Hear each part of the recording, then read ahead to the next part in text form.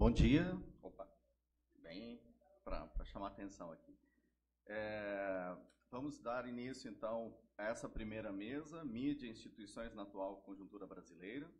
Tá? Para essa mesa, nós temos o Afonso Albuquerque, o Fernando Azevedo e a Luciana Veiga. A ideia é que cada um dos painelistas fale por torno de 20 minutos, para que a gente tenha pelo menos uns 20 minutos ao final para o encaminhamento de questões de vocês. Nós vamos tentar seguir a ordem, então, que estava na programação, e, nesse sentido, começamos pelo Afonso Albuquerque, que é professor titular do Departamento de Estudos Culturais e Mídia do Programa de Pós-Graduação em Comunicação da Universidade Federal Fluminense e pesquisador do CNPq, é doutor em Comunicação e Cultura pela Universidade Federal do Rio de Janeiro e atualmente se dedica à pesquisa nas áreas de comunicação política, jornalismo e comunicação comparada. Publica regularmente em diversos periódicos nacionais e internacionais, é autor de Aqui Você Vê a Verdade na TV, A Propaganda Política na Televisão, de 99, e co-organizador do livro Jornalismo Contemporâneo, Figurações, Impasses e Perspectivas, de 2011. Esse é só um pequeno currículo, realmente reduzido, para a gente não se alongar demais. Então, eu passo de imediato a palavra para o professor Afonso, para que faça a sua exposição. Tá, obrigado. Primeiro, gostaria de agradecer à Federal do Rio Grande do Sul pela recepção, pela realização do evento, e aos organizadores da Compolítica, pela oportunidade da gente discutir esses temas hoje, nesse momento, né? Eu acho que a minha fala de hoje ela vem, de alguma forma, pautada pelo que aconteceu ontem, tanto na mesa de abertura, de alguma forma, as questões que foram apresentadas ali, elas vão, de alguma forma, retornar aqui na minha apresentação. Na verdade, eu tenho que confessar que fiz a minha apresentação, né, a partir das falas. Por outro lado, acho também bastante expressivo, né, os acontecimentos de ontem em Curitiba e, enfim, todas as coisas que têm acontecido dentro dessa linha, né? Então, na verdade, a minha fala ela vem destacar uma certa ruptura, uma certa disjunção entre dois fenômenos, né? O primeiro tem a ver com a situação do Brasil atual, que é uma situação que vai além de um golpe que aconteceu, e que eu acho que é importante chamar de golpe, mas aponta para elementos de construção paulatina de um Estado autoritário, né? Como todo Estado autoritário, não todo Estado autoritário, mas como às vezes acontece com Estados autoritários, isso se dá de uma maneira gradual, de tal forma que a fronteira entre o momento em que era democrático e o momento em que virou autoritário nem sempre é muito claramente percebida, né? É muito parecido com o sapo fervendo na panela, né, até o ponto em que, enfim, ele foi fervido. E muitos aspectos, eu acho, que caracterizam o Brasil de hoje, se a gente contrastar com expectativas que nós tínhamos há 4 anos atrás, por exemplo, são bastante assustadoras, né? Houve referência a isso, enfim, manifestações de 2013 e tudo mais. Nós tivemos uma série de manifestações desde então. Ao longo do ano passado, nós tivemos uma série de manifestações que diziam não vai ter golpe, mas teve. E onde é que entra a noção de disjunção da qual eu estou falando aqui? A grande questão é que, se nós olharmos o panorama da pesquisa na comunicação política e também na ciência política, de maneira geral, praticamente, nesse momento, ao longo desse processo, a pesquisa e a literatura, na sua maioria, ignora todos esses acontecimentos, né? Se a gente olhar o conjunto dos textos que têm sido publicados e trabalhos que têm sido apresentados, até, pelo menos, a realização desse evento, né, a situação do Brasil parece estranhamente normal, né? Quando a gente olha o conjunto dos temas investigados, a gente lida com um país que parece estar funcionando, né, para todos os fins, embora não saibamos com certeza quando serão as próximas eleições para presidente, pelo menos há dúvidas nesse sentido. Eleições parecem normais, parecem ter importância em relação ao que vai acontecer no país, né, a despeito do fato de nós termos um presidente não eleito, levando a cabo uma agenda política não aprovada nas urnas, né, práticas de transparência governamental, democracia digital, etc. Parece que, nesse momento, essa é ainda a agenda da pesquisa na área da comunicação política no Brasil. Não só no Brasil, eu acho que, de alguma forma, nós temos uma crise, né, da democracia, que é global, e, de alguma forma, a literatura não parece dar ainda atenção devida a essa. Na verdade, de alguma forma, eu tenho a sensação, né, quando eu ligo a televisão, enfim, não ligo tanto a televisão, porque isso me deprime muito hoje em dia, mas acesso às mídias sociais, né, tem uma sensação de pesadelo muito grande. E se nós olharmos a literatura, o debate que se faz na área da comunicação política, aparentemente nós ainda estamos lidando com um terreno de tranquilidade, no qual as coisas funcionam, né? Então, de alguma forma, o objetivo da minha fala é levantar a possibilidade, e isso acontece de tempos em tempos, de que a agenda da nossa pesquisa talvez tenha morrido, ou se encaminhe para, enfim, algo nessa direção, né? Isso acontece de tempos em tempos, né? Enfim, quem trabalha na área de ciências humanas, né, que tem um tempo veloz, né, particularmente na área da comunicação, que é um tempo ainda mais veloz, as coisas morrem, né? Os temas que eram temas que, de alguma forma, chamavam a atenção e que, de alguma forma, eram temas candentes em algum momento, deixam de ser, né? Enfim, eu assisti, por exemplo, o declínio do debate sobre partidos políticos, que era muito ligado ao Partido Comunista e coisa e tal, com o fim da União Soviética, e uma série de coisas nesse sentido que, enfim, a realidade mudou e a agenda da pesquisa tem que mudar também, né? E uma das razões pelas quais eu acho que a agenda da pesquisa tem dificuldades de se atualizar é porque falta discussão sobre uma perspectiva mais crítica sobre a natureza, isso que liga ao tema da nossa mesa de hoje, sobre as instituições políticas, né? Eu acho que, de alguma forma, a nossa pesquisa ainda discute de maneira muito pouco direta a substância, quer dizer, a natureza que define as nossas instituições políticas, né? Quer dizer, então, o meu argumento aqui é que, de alguma forma, a natureza dessas instituições tem mudado de maneira significativa em escala global, de tal forma que cada vez mais democracia tem sido identificada. Isso não é apenas na literatura brasileira, na literatura mundial, cada vez mais com instâncias de controle que garantem a qualidade da democracia e cada vez menos com a dimensão da participação popular, né? Então, dentro desse contexto, um destaque significativo tem sido dado à questão das agências de accountability que supostamente ajudariam a garantir a qualidade da democracia, né? Dentre essas agências de accountability, duas ganharam grande visibilidade dentro do debate atual. Uma é o judiciário, né? Se nós olharmos em termos mundiais, né, o fenômeno da judicialização da política é mundial, né? E a segunda é a imprensa, né? E, de alguma forma,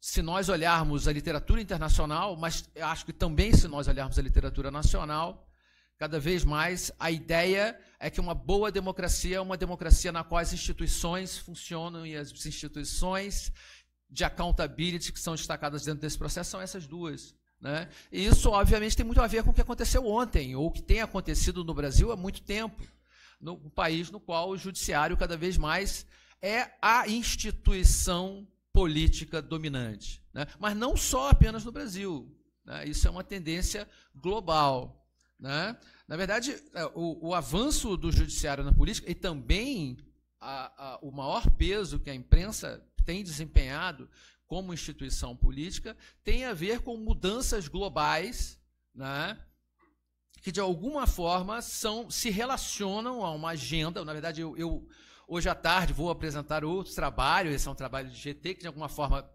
problematiza essa dimensão da agenda de uma maneira mais específica, mas uma agenda que foi construída e, de alguma forma, se difundiu globalmente a partir, principalmente, dos anos 80, 90, e que tem como grandes patrocinadores as instituições financeiras internacionais, né, principalmente o Banco Mundial, né, e o governo americano, aquilo que se chama de Consenso de Washington, e se chama de Consenso de Washington porque FMI, Banco Mundial, governo americano, todos sediados em Washington, né, de alguma forma, construíram uma agenda na qual expressões como rule of law, accountability, né, governança, cada vez mais vieram tomar o lugar da ideia de democracia. Cada vez mais democracia entendida enquanto princípio no qual o povo governa,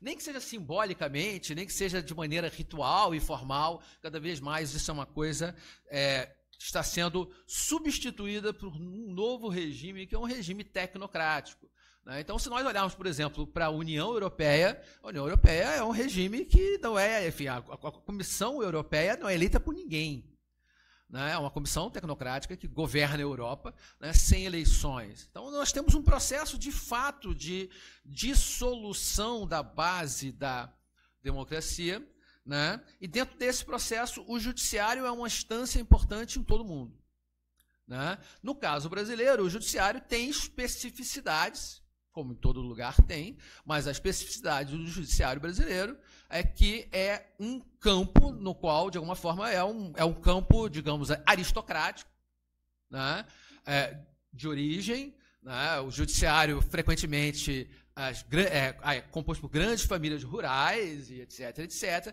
que, de alguma forma, é uma instância capaz de manipular um discurso de accountability, né, valendo-se do elemento combate à corrupção mundial. Se nós olharmos a definição da corrupção como problema político, Banco Mundial. E esse debate, de alguma forma, penetra a nossa agenda, penetra não apenas a nossa agenda política, mas penetra a nossa agenda acadêmica. De alguma forma, nós estamos produzindo pesquisas e perseguindo temas sem que necessariamente nós sabemos a origem dos problemas ou da concepção original que fundou essas discussões. E idem para o campo da imprensa, né? A imprensa, se nós olharmos em termos de literatura, enfim, ela se transformou em instituição de accountability, né? Sendo instituição de accountability, ela ocupa o lugar, né, de opinião pública, e no caso brasileiro, em particular, mas não apenas no caso brasileiro, isso é bastante recorrente mundialmente, a imprensa define o seu lugar como opinião pública esclarecida em oposição à vontade popular ignorante. A vontade popular ignorante recebe o nome hoje de populismo. Então, todo o discurso, né, sobre o populismo é o discurso do medo das urnas, de alguma forma, né? Se nós... Enfim, eu não sei se alguém aqui considerará que Donald Trump é uma excelente pessoa, uma boa escolha. Entretanto, Donald Trump foi eleito, goste disso ou não, né? E que nós assistimos nos Estados Unidos, eu considero, para que não haja dúvidas, Donald Trump uma péssima pessoa e um péssimo político. Entretanto, há um discurso nos Estados Unidos, né, que, de alguma forma, coloca o medo da soberania popular, né? E chama esse medo de populismo, né? E considera que as instâncias de accountability são espaço para corrigir o populismo, né? É preciso trazer um pouco de ordem e esclarecimento, um pouco de sanidade mental a esse espaço político, Né? Essa é uma situação de colapso estrutural da democracia, e não é uma situação exclusivamente brasileira. Então, a crise brasileira da democracia, que nós experimentamos hoje, manifesta formas particulares, mas de uma crise geral da democracia. Né? Eu recentemente li um artigo publicado na revista Press Politics, se não me engano, que me chamou muita atenção. Né? Eu não lembro o nome das duas autoras. Uma é uma autora que trabalhou no Brasil, Elizabeth Stein, trabalhou no IPERJ, né? E o argumento do artigo é o seguinte: de acordo com os dados da Freedom House, várias pessoas usam dados da Freedom House, que é uma associação, enfim, uma ONG, né? 2/3 do financiamento são dados pelo governo americano e cuja diretoria é toda composta de pessoas que pertenceram ao aparato de segurança, Departamento de Estado e Departamento Militar dos Estados Unidos. Entretanto, considerado uma fonte neutra de julgamento sobre a liberdade de imprensa em todo o mundo. De acordo com dados da Freedom House, né, nos últimos 10 anos, os países da América Latina caíram 10 pontos no ranking de liberdade da imprensa. Né? E aí o artigo vai dizer, bom, esses países todos elegeram governantes de esquerda. Né? A conclusão do artigo é: governantes de esquerda fazem mal para a liberdade de imprensa, né? Governantes de esquerda eleitos por ampla maioria fazem ainda mais mal à liberdade de imprensa, e a liberdade de imprensa é a garantia da democracia. Logo, governantes de esquerda são uma ameaça à democracia, principalmente se eleitos por ampla maioria. Claramente, nós estamos experimentando um contexto no qual o elemento soberania popular tem sido corroído. Né? E essa corrosão da soberania popular tem a ver, de alguma forma, com a construção de uma ordem internacional global, chamem de globalização, chame-se de globalização neoliberal, porque é uma ordem global internacional construída em torno de acordos, né, que, de alguma forma, obrigam a que os países aceitem determinados compromissos. Ontem o Luiz Felipe Miguel se referiu aqui, na fala dele, o caso de como as organizações Globo, de alguma forma, cobraram do candidato Luiz Inácio Lula da Silva que, naquela ocasião, assumisse o compromisso com um conjunto de princípios, enfim, que implicavam em defesa. São os princípios, de alguma forma, internacionais, globais, que são ativamente promovidos pelo Banco Mundial, que se transformou em instância produtora ativa de conhecimento, banco de conhecimento, é assim que ele se define, né? E cuja influência sobre a nossa agenda de pesquisa é extraordinária, em vários temas, né? Publicando textos e, de alguma forma... Então, enfim, até para poder encaminhar um fechamento aqui, né? A crise que nós vivemos hoje no Brasil é uma crise que, de alguma forma, dá conta de um processo no qual a imprensa, publicizando processos judiciais, não necessariamente decisões judiciais completas, vale publicizar termos de conversa entre ex-presidente e presidente contendo coisas íntimas e alguns palavrões, né, em horário nobre, e dessa maneira produz o elemento da suspeita/culpa. Né? E dessa maneira impacta decisivamente sobre os nossos processos políticos.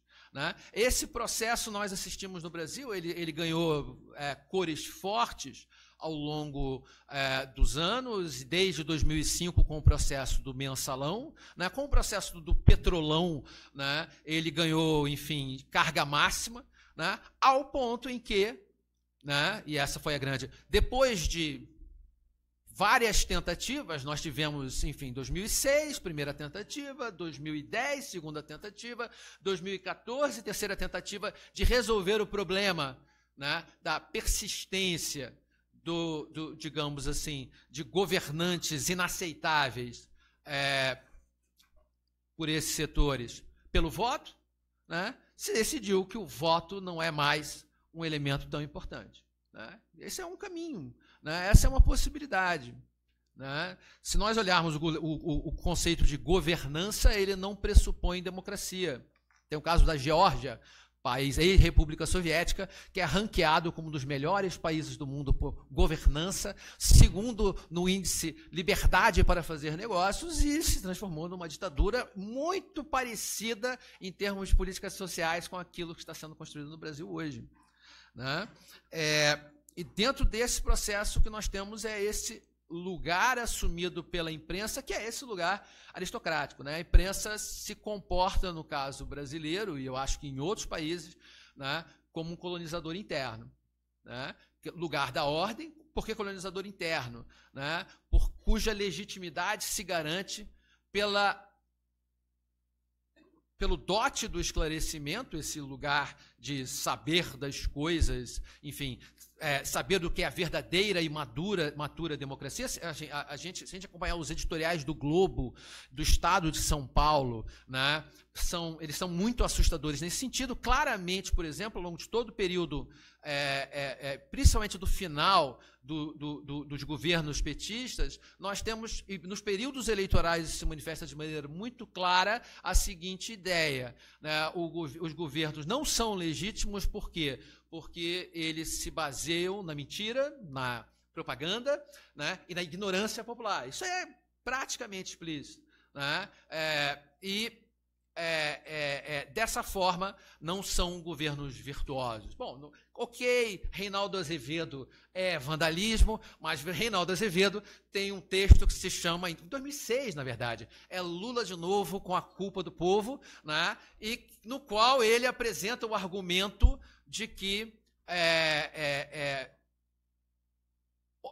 as elites sempre salvaram o país e as elites sempre têm esse papel. O argumento Reinaldo Azevedo, esse é o ponto. Em 2006, o argumento Reinaldo Azevedo era a extrema-direita. O argumento Reinaldo Azevedo, cada vez mais, é o centro político, pelo menos de uma certa classe dirigente, né? Nós estamos acompanhando isso diante dos nossos olhos. Então, para fechar, eu acho que, de alguma forma, eu acho que nós vivemos um momento de mudança radical da nossa circunstância. Esse momento de mudança radical nos obriga a rever os nossos paradigmas de pesquisa, né? Eu acho que a ideia de mídia e democracia, nós continuamos falando, né, de detalhes de como melhorar a democracia, como teremos práticas de transparência mais democráticas, quando claramente o conceito de democracia no seu fundamento não me parece, a essa altura do campeonato, nem um pouco claro. E eu termino com isso a minha apresentação. Obrigado.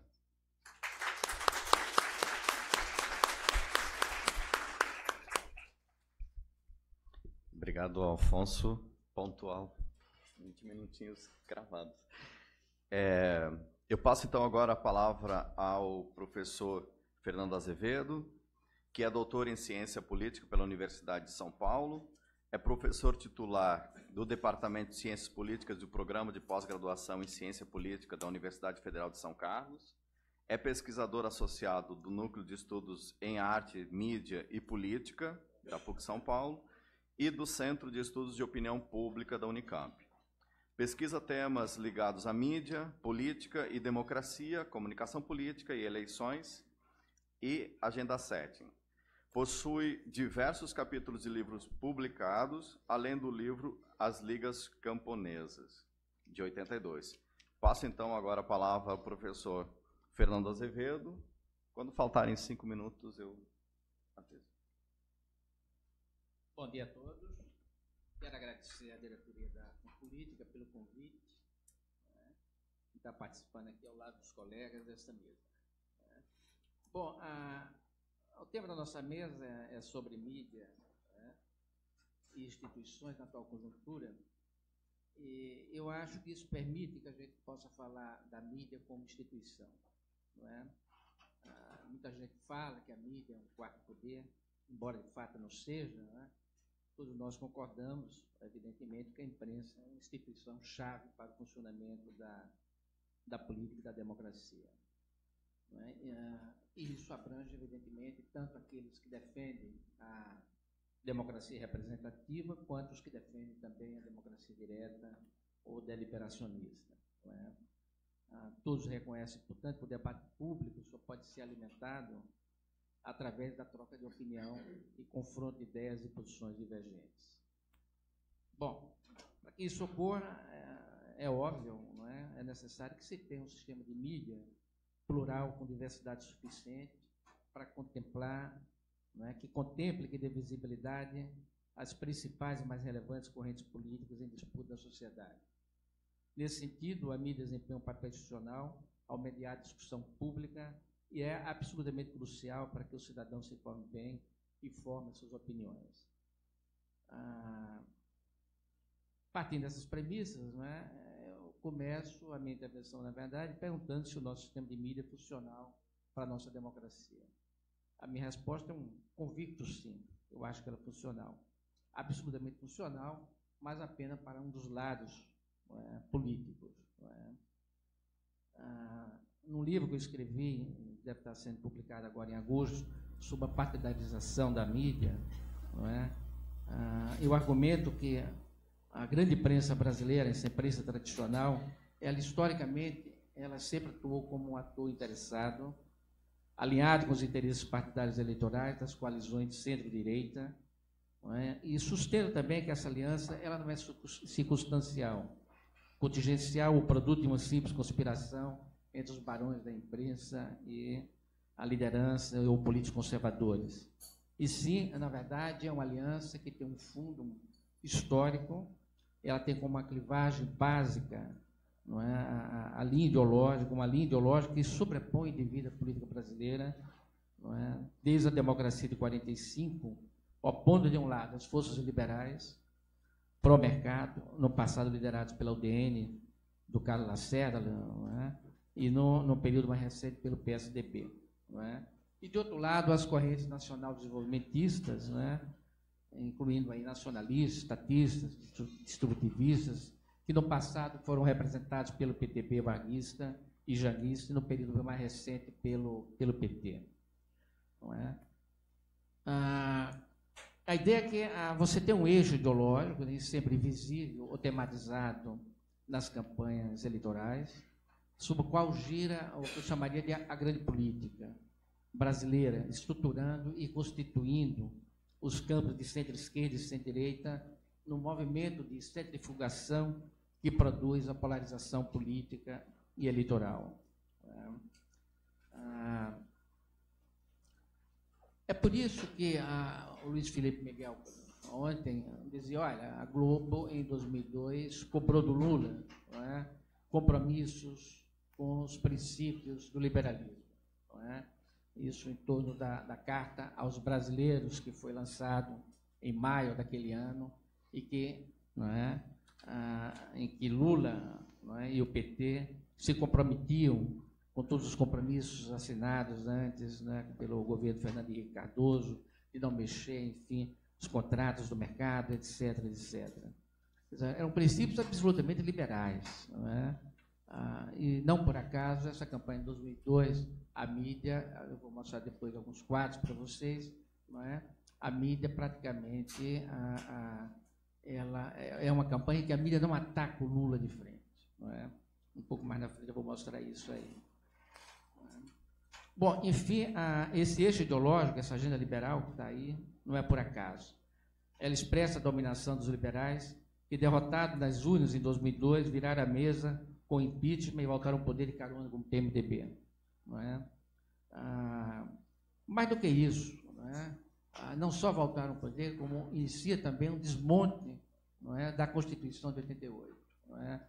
Essa Constituição de 88 é uma Constituição que, em seu espírito, não é, tentava, não é, constituir um Estado de bem-estar social que nós nunca tivemos, não é? E que permitiu diversos avanços sociais. Não é? O Carlos Siqueira, por exemplo, dirigente do PSB, não é? Eu ouvi recentemente uma declaração dele dizendo que ouviu do empresário da Fiesp que, na verdade, o alvo agora é exatamente, não é, atingir a Constituição de 88, restringir essa Constituição de 88. Portanto, eu acho que isso sintetiza bem, não é, o movimento, o jogo das elites e a articulação dela com a mídia. Bom, tomando como referência essa clivagem ideológica e olhando pelo retrovisor da história, nós vemos que esse alinhamento político da grande mídia, não é, ela se dá antes de tudo, por convergência e compartilhamento dos valores políticos liberais. Em 45, por exemplo, na democracia de 45, não é? Com exceção da última hora, o último grande jornal do centro-esquerda, que foi capaz de rivalizar com os jornalões da mídia tradicional, não é? Praticamente toda a mídia cerrou fileiras, ao lado das forças liberais e fez uma oposição cerrada ao governo Vargas e ao curto governo do Jango, ambos caracterizados como políticos nacionalistas, estatizantes, populistas e corruptos.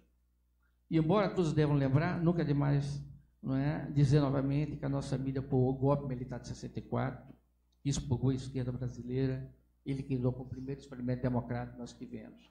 Da mesma forma como a mídia apoiou agora intensamente, não é, o impeachment da Dilma e apoia o governo Temer, não é, e as reformas que o governo está tentando implementar. Bom, na Nova República, embora no contexto distinto dos anos 50 e 60, foi marcado pela Guerra Fria, né, o embate entre os liberais e nacional-desenvolvimentistas assumiu novas formas e novos personagens, com a polarização eleitoral entre o PSDB e o PT. Não é? Na grande imprensa, o espantalho do anticomunismo do passado foi reciclado e substituído pelo antipetismo, e os velhos enquadramentos ideológicos e moralistas como populista, sindicalista, radical, corrupto, foram atualizados para definir os petistas. Portanto, tanto no passado quanto no presente, a grande imprensa atuou de modo paralelo aos partidos liberais, o DN no passado, o PSDB agora, usando as mesmas narrativas, não é, que foram usados na democracia de 45.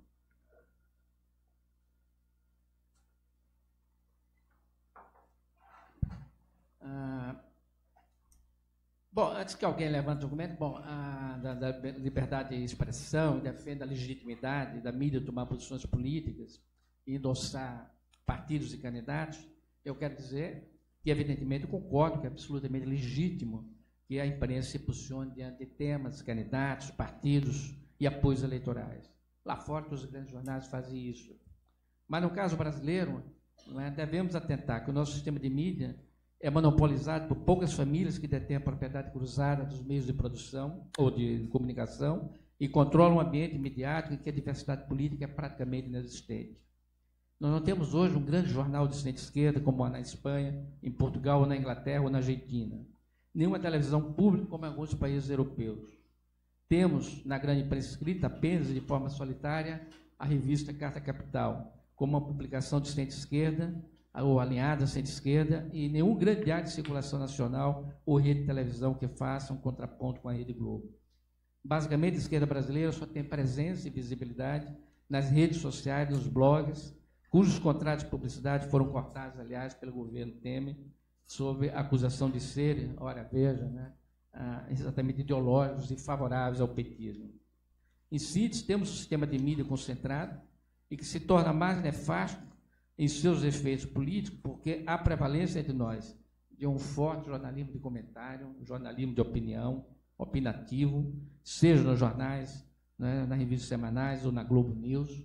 Basta ver qualquer noticiário da Globo News, os comentadores, é basicamente em comentários, em cima de comentários, e são comentários absolutamente enviesados, que tentam estabelecer agendas e formar opinião pública. Enfim, não é? Eu creio que nós temos um grande déficit democrático, não é, que deixa a manca exatamente um dos pré-requisitos, não é, democráticos estabelecidos por Dow, por exemplo, que é a fonte de alternativas de informação, não é, que garanta a pluralidade de opiniões e um debate político equilibrado. Nesse contexto, evidentemente que não é possível uma troca de opiniões e deliberações bem informadas e equilibradas. Não é? Eu vou mostrar alguns dados, não é, que eu trouxe, então, vou colocar aí em slide, né? O primeiro, sobre a parcialidade política nas disputas eleitorais, o antipetismo da imprensa, não é? Ela pode ser vista em 3 gráficos que eu trouxe para vocês, que são retirados exatamente desse livro que eu devo publicar agora, não é? O primeiro gráfico diz respeito às manchetes sobre o PT e as valências negativas por jornal e por ano. Não é? Isso é uma pesquisa de longo alcance, pesquisei isso nos períodos eleitorais, no jornal Estado de São Paulo, Folha de São Paulo e o Globo, de 89 até 2014. Como vocês podem ver, as manchetes usualmente são negativas em toda uma sequência, não é? Em que predominam as manchetes negativas. Mesmo antes do Mensalão, que surgiu em 2005, tá? E do Lava Jato, que surgiu em 2014. Não é?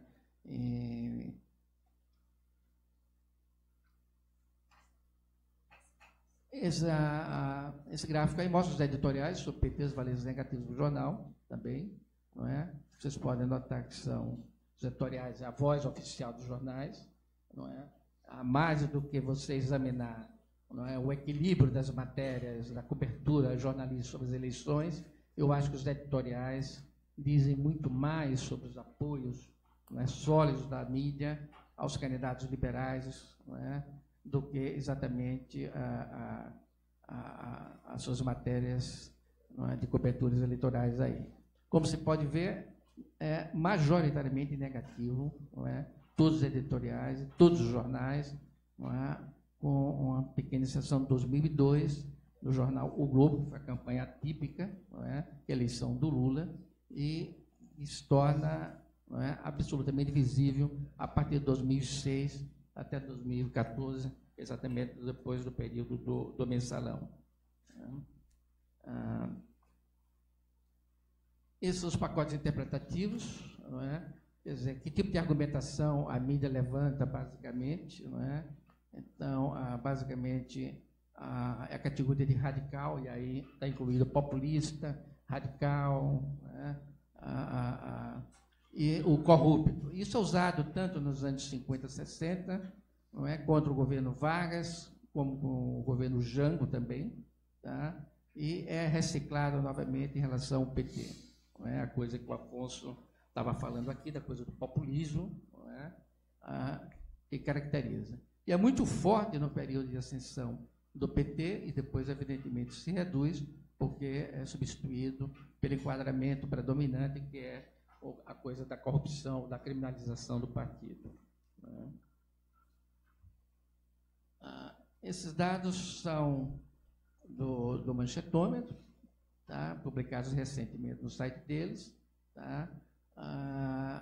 As matérias sobre o governo federal, isso reforça mais ou menos o que eu estou dizendo sobre o período das campanhas eleitorais, em que você tem predominantemente matérias negativas, tá, em relação ao governo federal Lula, até o final do governo da Dilma, e depois há um refluxo com a cessão do governo Temer. Esse gráfico mostra especificamente da TV Globo, não é? Poderia ser também da Globo News, não é? Sem a menor dúvida, não é? Em que as matérias são, não é, fortemente negativas até o impeachment, e depois isso reflui novamente, não é? E predomina as matérias neutras, e poderíamos acrescentar aí também positivas em relação à pauta do governo Temer. Aqui, esse último gráfico do Manchetômetro mostra basicamente o total de matérias em relação aos partidos políticos, o verde é o PT, então fica evidente também, não é, a visibilidade, né, negativa do PT e a pequena visibilidade de outros partidos, mesmo os partidos que foram envolvidos também no processo Lava Jato, como o PMDB, PP, não é, ou o PSDB.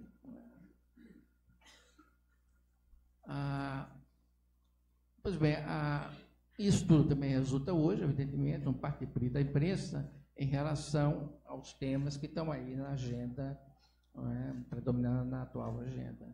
Não é? Esses dados aqui, não é, dizem, não é da ONG Repórter Brasil, que há 15 anos monitora notícias do mundo do trabalho, tá?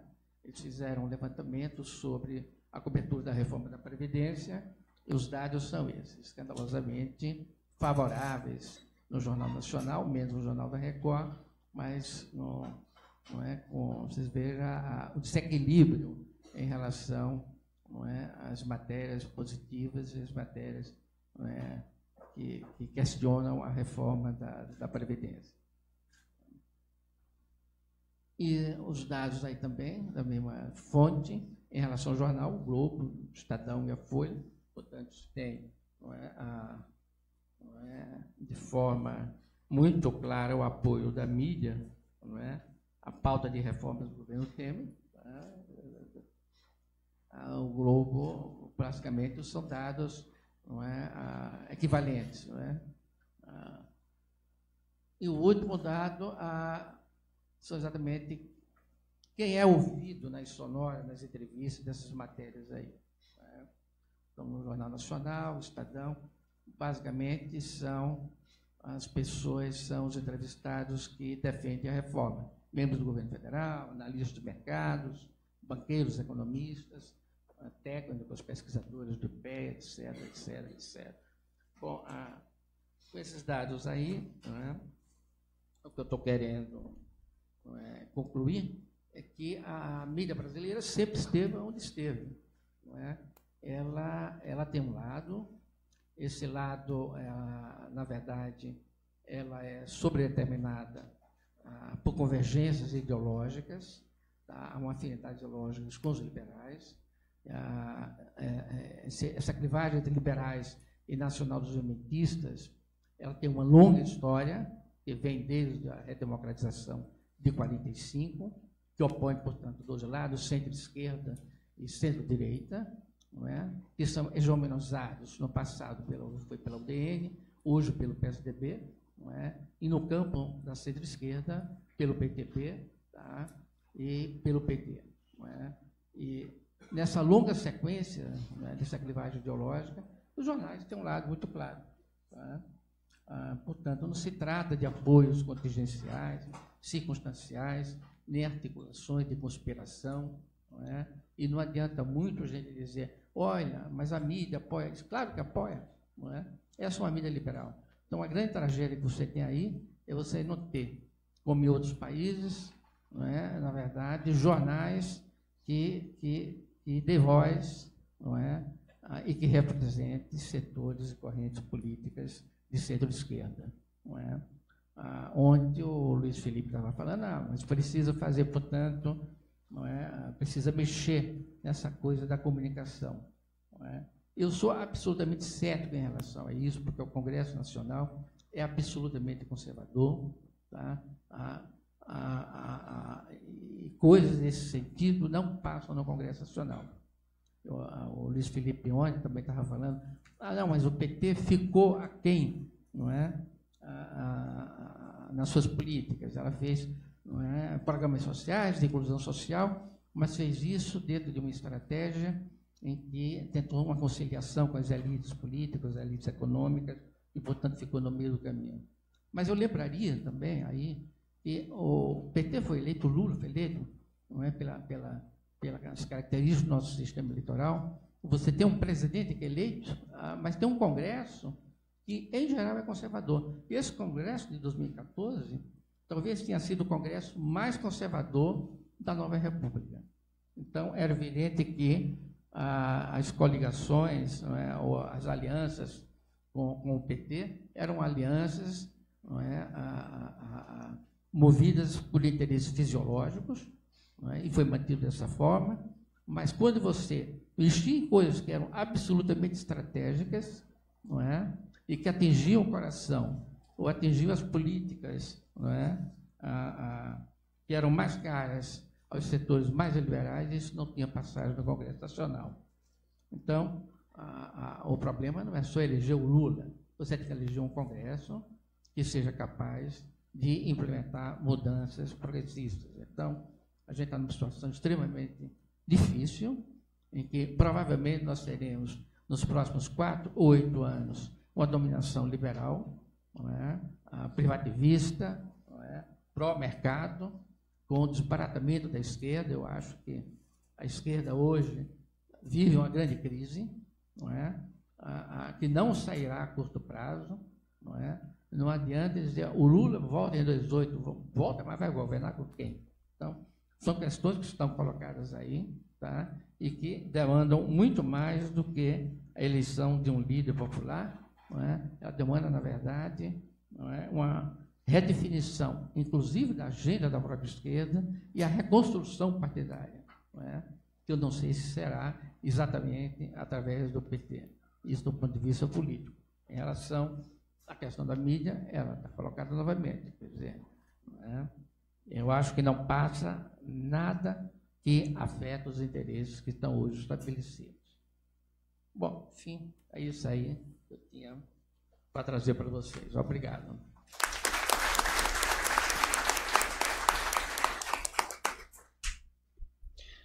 Muito obrigado, professor Fernando. Eu lembro que ao final da próxima fala, nós teremos em torno de 30 minutos para questões do auditório.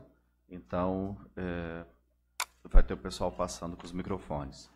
Eu passo agora, então, a fala para a professora Luciana Veiga, que é doutora em Ciência Política pelo Instituto Universitário de Pesquisa do Rio de Janeiro, com pós-doutorado em Ciência Política pela Universidade da Califórnia, é professora associada da Universidade Federal do Rio de Janeiro, coordenadora do Programa de Pós-Graduação em Ciência Política dessa universidade, pesquisadora, colaboradora no Laboratório de Comunicação Política e Opinião Pública do Instituto de Estudos Sociais e Políticos da Universidade Estadual do Rio de Janeiro e diretora de projetos da Associação Brasileira de Ciência Política.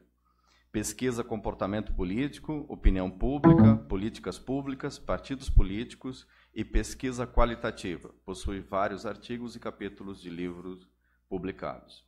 Passo, então, agora a palavra para a professora Luciana. Obrigada. Eu queria começar agradecendo o convite, né? Obrigada, Maria Helena, pelo convite. Dizer que é um prazer estar aqui, dividindo, inclusive, a mesa com os meus colegas. E eu vou falar um pouquinho mais sobre a opinião pública, né? Mas dialogando com o que foi apresentado aqui e na mesa de ontem. E meio vai cair como uma luva falar atrás do Fernando, falar depois do Fernando, porque ele expôs alguns dados de emissão que são interessantes para a gente pensar o que eu vou falar aqui em termos de opinião pública. Então, o elo com o que foi falado aqui nessa mesa e o que foi falado ontem é a ideia de que a mídia intermedia, né, essa relação entre instituição e opinião pública, e que é claro que a gente tem hoje outros meios, pensando em termos de cobertura de imprensa, que a gente tem outros meios, que a gente tem a internet, as redes sociais de maneira mais geral, que também influenciam, né, formam esse ambiente informacional, mas, de toda forma, a cobertura da imprensa tradicional ainda é muito utilizada, inclusive, nessas novas mídias, nessas novas maneiras de se comunicar. Então, dito isso, quando a gente fala da ideia da cobertura de imprensa,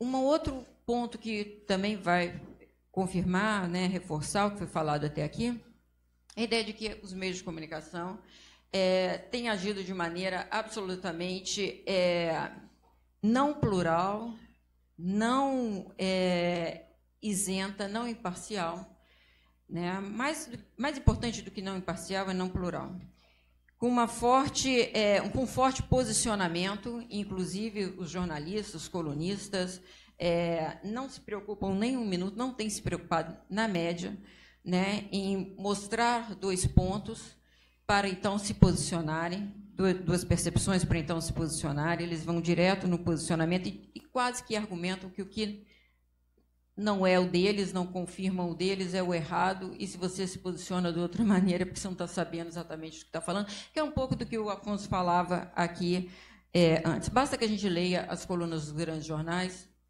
Diria que, como o Fernando mostrou, 90% da cobertura, mostrou ali, 90% da cobertura é mais ou menos por aí. Então, dentro dessa perspectiva, né, a gente pensando em termos do contexto atual, Existem duas características do contexto atual que chamam a atenção, que é a crise do escândalo da corrupção e a crise econômica. Então, vou falar um pouco especificamente dessas duas crises. No que se refere à questão da economia, né, da crise da economia, a gente pode ver que, e falando da crise da economia, eu vou falar primeiro de 14 e depois de 15. Então, primeiro eu vou falar de 14, no ano em que Dilma ganhou a eleição e como foi a cobertura da imprensa naquele momento da eleição. Em estudo ainda não publicado, né, a partir dos dados do Manchetômetro, a gente percebe o seguinte, que os grandes jornais, eles cobriram, em média, 20%, tá?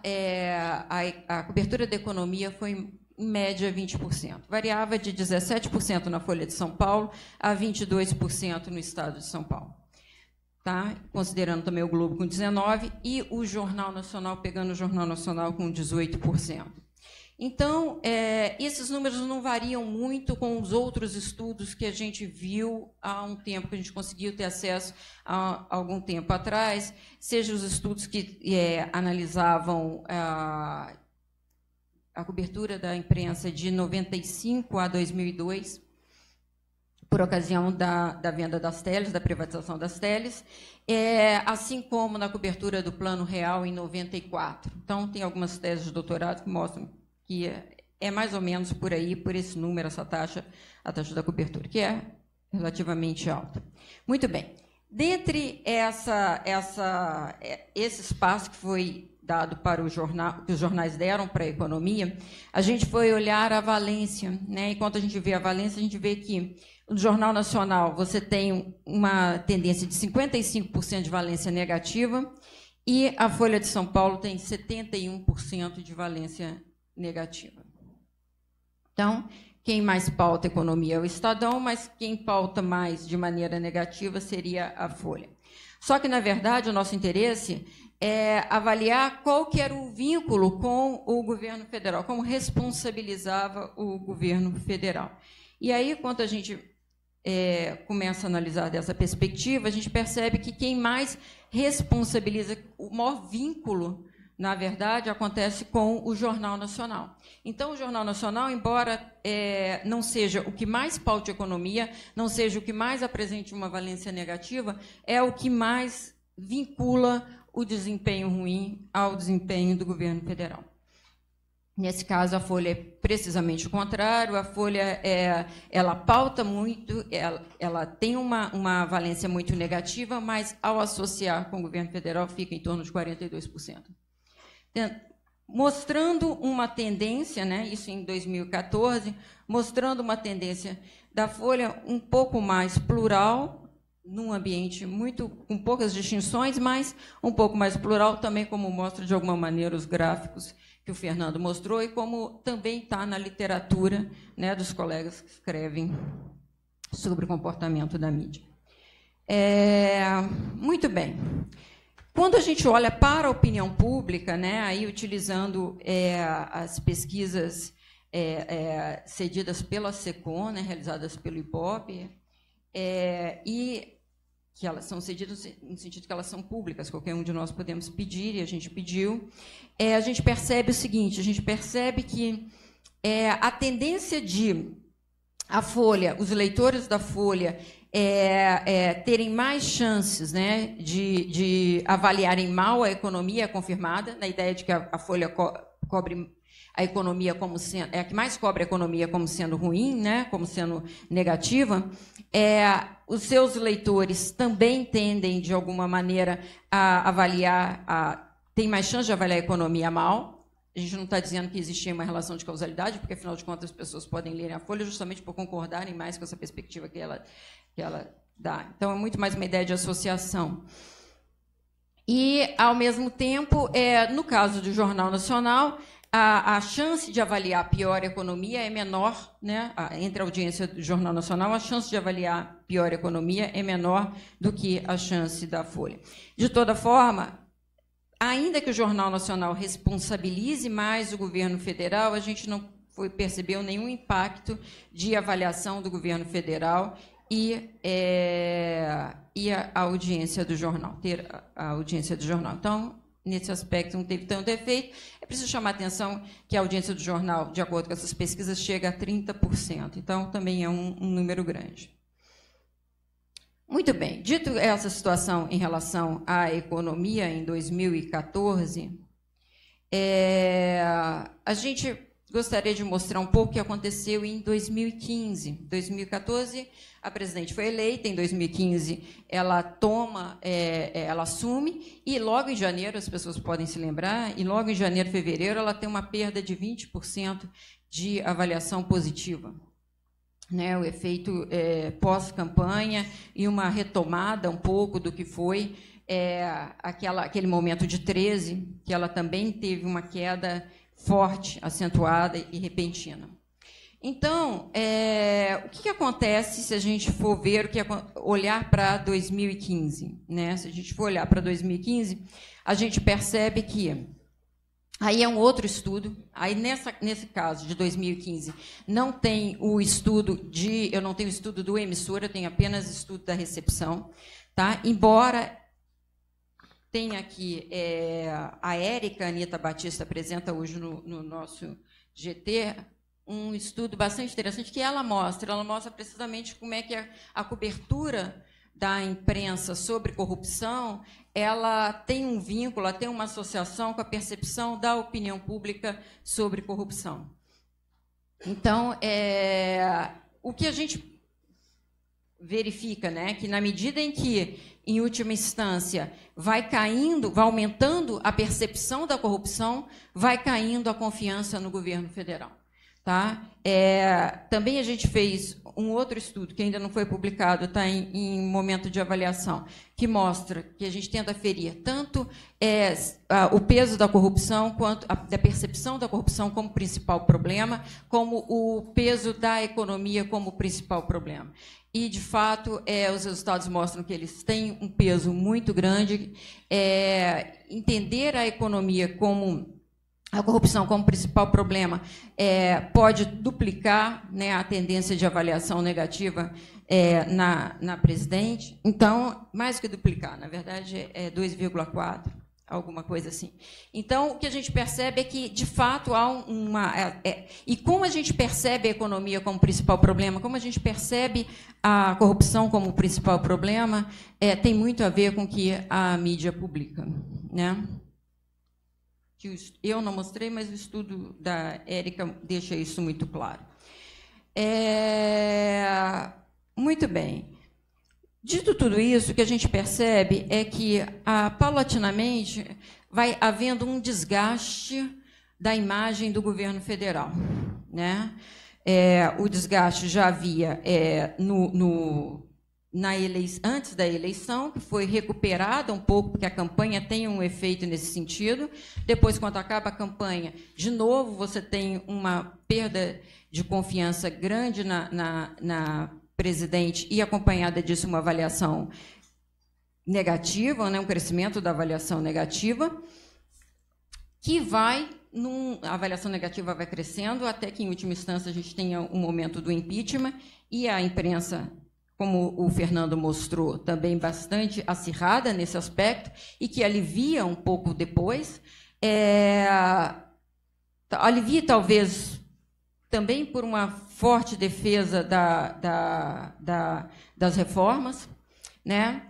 E a última parte da minha fala é justamente nesse aspecto, como, em última instância, essa credibilidade, né, essa perda da credibilidade do governo federal, pensando no governo federal como uma instituição e fazendo vínculo com o título da mesa, atrapalha as próprias ações que eles querem implantar.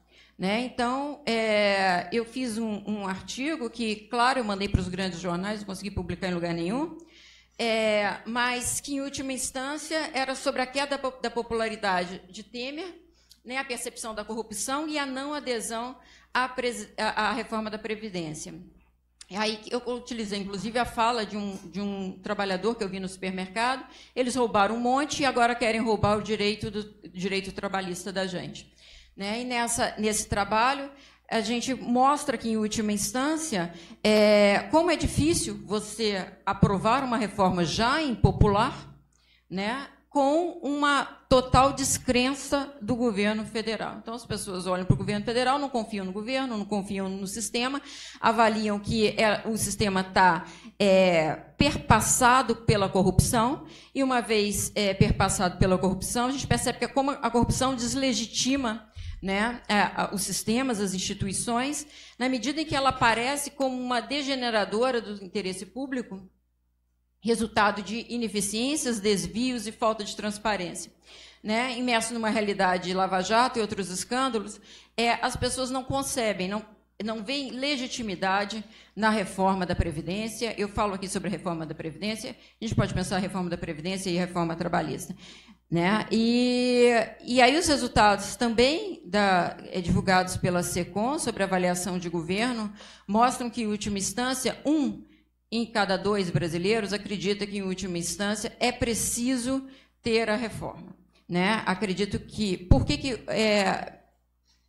grande parte acredita que não precisa ter... 50% acredita que não precisa ter a reforma? Porque eles acreditam que não falta recurso para o pagamento da aposentadoria. Então, não falta dinheiro da Previdência, na verdade.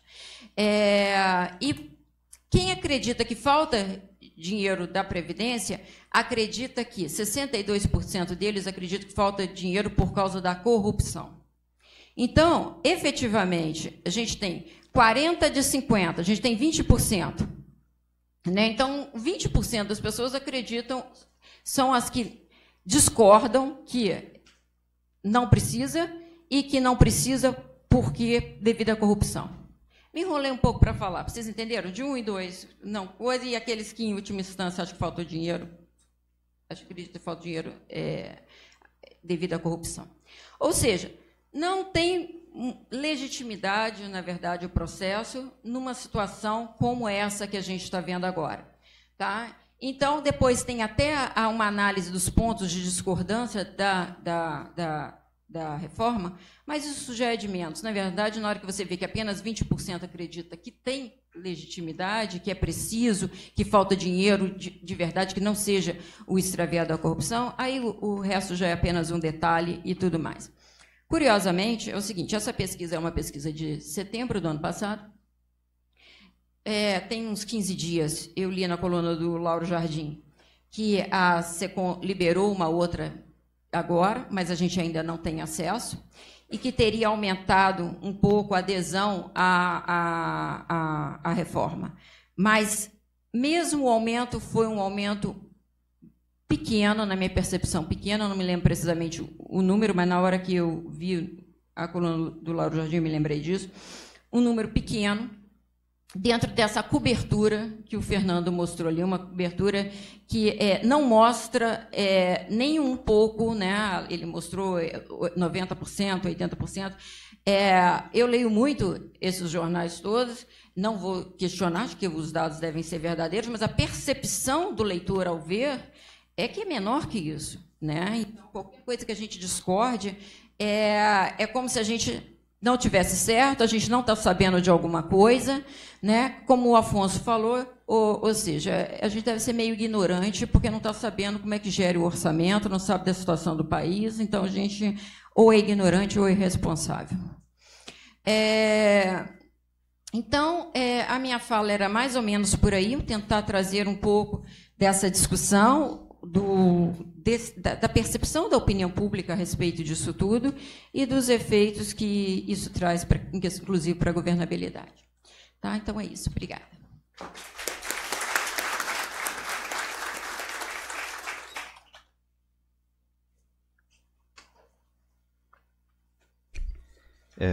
Obrigado, professora Luciana. Passamos agora, então, às perguntas de vocês, com inscritos aqui. Eu acredito que a gente faça uma rodada com umas 3 questões e depois a gente repete, pode ser? Com política 2017. Agora a gente encerra a transmissão ao vivo. O debate segue aqui no auditório da Fabico. Retornamos no próximo painel, hoje de manhã ainda.